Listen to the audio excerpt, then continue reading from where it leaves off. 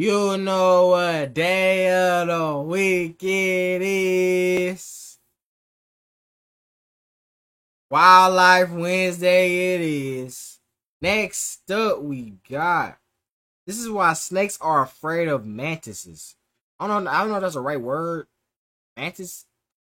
Praying mantis. I think they call it praying mantises.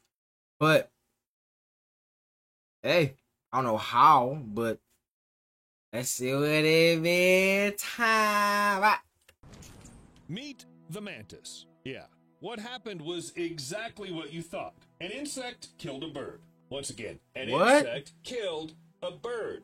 In fact, mantises aren't just strange. Oh my god, look at that. They can kill not only the representatives of their species, but also birds, snakes, and Bro. can even engage in a fight with a cat. But what makes mantises... Okay, no, hold on.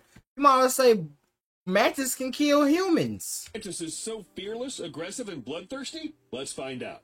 Damn. Usually the food chain looks quite logical and understandable. Well, you know, cats hunt mice, lizards eat insects, but that's not the case of the mantis. Its best defense is an attack, and not just a short attack. Look at this lizard. Anyone would be shocked if a potential lunch attacked them, and not only attacked, but also rapid movement. Now the powerful front legs squeeze the head of the lizard, not letting it close its jaws. And that's it. The mantis thinks it's enough. It can start eating the prey, alive. But even after the prey escaped, it couldn't save itself. The mantis caught the lizard and twisted its neck. The mantis are definitely the rulers of the insect world, using their deadly front legs, which they usually keep clasped together. I'm scared now. If I see a mantis, I'm running the other way. I thought I was scared of spiders. Like, I'm scared of mantises. What? What is going on? Be able to grab anyone. Most often, the mantis sets up an ambush, merging with the leaves or tree bark to attack unexpectedly. With their front legs, they catch the prey at such a speed that their movement is difficult to track with a human eye. And the very structure of the body of the mantis is such that it makes the insect an ideal killer. They have triangular heads located on a long neck or elongated chest. They have everything to comfortably reach for the prey. The mantis can rotate its head 180 degrees to scan the environment with 2 large complex eyes and 3 other simple ones located between them. The whole set. Not a single movement around will go unnoticed. And what about those same grip forelegs covered with spikes? With their help, the mantis keeps its prey in place, and it doesn't care about the size of this very prey, and its opinion on the matter. Moths, crickets, grasshoppers, flies, and other insects usually get into the menu of mantis. However, these insects eat their own kind too. The most famous example is the infamous mating behavior of the adult female, who sometimes eats her other half right after or even during mating. But the mantis are fearful. See, I seen this, bro, because spiders do the same thing. I seen a spider literally, they mated, and then right after they mated, the female killed the male. Like, what? What is happening right now? Guys, even the oh my god, that's a white one. Oh, that was sweet. Oh, that is cold. What is white? Is this like I don't know. What does not deter them from procreation. But one thing is different insects, including the same mantis, which are not very resistant. But it's quite another thing to attack snakes. Now, we're not talking about I forgot this was the video. But mantis do attack small snakes and do it with a very specific purpose. Widely spaced back legs for stability, the mantis makes sharp attacks, trying to grab the snake, and if it doesn't move fast enough, it can't escape from the grip. Of course, the snakes are trying to resist by wrapping themselves around the mantis. They must have not seen what happened to the lizard. These insects know exactly what they do, and they try to get to the head of the prey. And when they do, they start to eat. And it doesn't matter that the snake is still hoping for salvation. Oh my god. So who else is on the menu of the mantis? Mice. Even if these mice are the size of the mantis itself. Remember the lizard? Yes, for the mantis, it's not a huge, dangerous opponent, but rather, ooh, how much food? What can we say about some little mouse? The scheme's about the same. An unexpected throw, powerful spiked legs, squeezing the prey, unsuccessful attempts to get free, and a slow meal right during the fight. Eat you alive. But the mantis doesn't care anymore. It's already started dinner. And this is not a sight for the faint of heart. Goosebumps. But because of their voracity, the mantis is sometimes used as a natural remedy for pest control. Where the mantis live, you don't need to wait for the invasion of mice or cockroaches, for example. However, because predators eat indiscriminately, they can eat as many good beetles as bad ones. There's a very thin line between the extermination of pests and a full garden of mantis. There's a very thin line between the extermination of pests and a garden full of mantis, where there's no one left at all. But back to that poor bird from the beginning of the video. Now you probably understand that it's not the first and not the only unusual victim of these insects, and the behavior of this particular mantis is absolutely typical. As I said before, the mantis aren't the type of predators who chase their prey like lions on the savannah. Most often, they attack from an ambush. Some of the mantis are well camouflaged, while others expect to stay still until their prey appears, or until it gets too close. However, the hummingbird on the video was lucky. According to the description, both it and the mantis survived.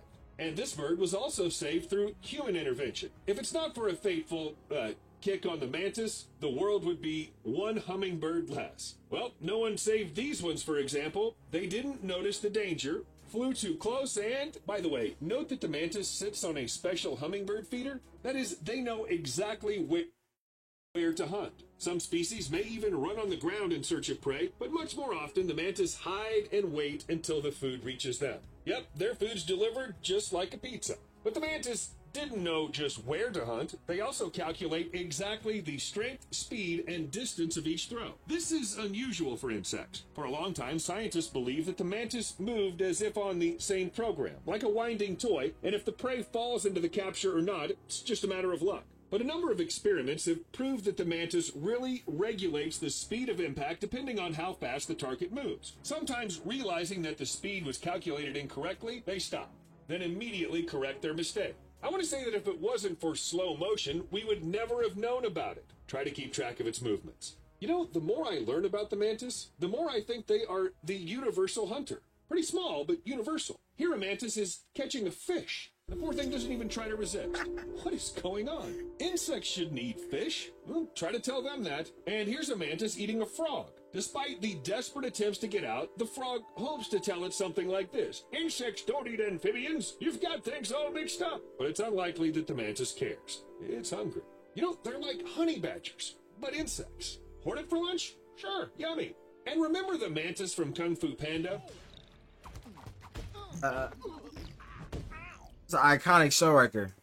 The scriptwriters chose such a hero intentionally. The mantis were a source of inspiration for two different forms of Chinese martial arts: the style of the northern praying mantis and the style of the southern praying mantis. They developed independently of each other and even looked different. However, they wouldn't refer to mantis to create martial arts if these insects only knew how to attack. They also have a good understanding of defense. If a potential predator approaches, the mantis usually gets up and spreads its front legs and wings to seem bigger. Some species also have patterns on the exoskeleton in order to scare away even more enemies. If intimidating tactics don't work, the mantis may hit or pinch the predator with its front legs. It can even bite. Although its jaws are small, they are sharp enough to hurt many enemies. In addition, the mantis also knows how to make hissing sounds, pushing air out of the abdominal airways. And it doesn't matter what kind of enemy is in front of it, a bird that's going to have lunch or a too curious cat, the mantis isn't afraid of anyone. Bro, is there anyone as small and cool? Strangely enough, yes. Whoa, what is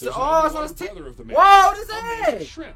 Okay, in fact, this creature is larger and can reach 30 centimeters in length against 10 centimeters for an ordinary mantis, but it's just as fearless. The name mantis was attributed to the mantis shrimp for the ability to instantly throw their front limbs attacking the enemy or prey. Wow. It's said that this shrimp hits 50 times faster than its terrestrial brother, and its formidable weapon is a second pair of limb jaws, which are covered with thorns, and they're sharp as a razor. They pierce into the body until the prey stops resisting. This is bad for everybody. Fish, shrimps, cuttlefish, and shellfish. Since the mantis shrimp can be larger than ordinary mantis, sometimes it chooses a very large rival. For example, an octopus, which took it for easy prey.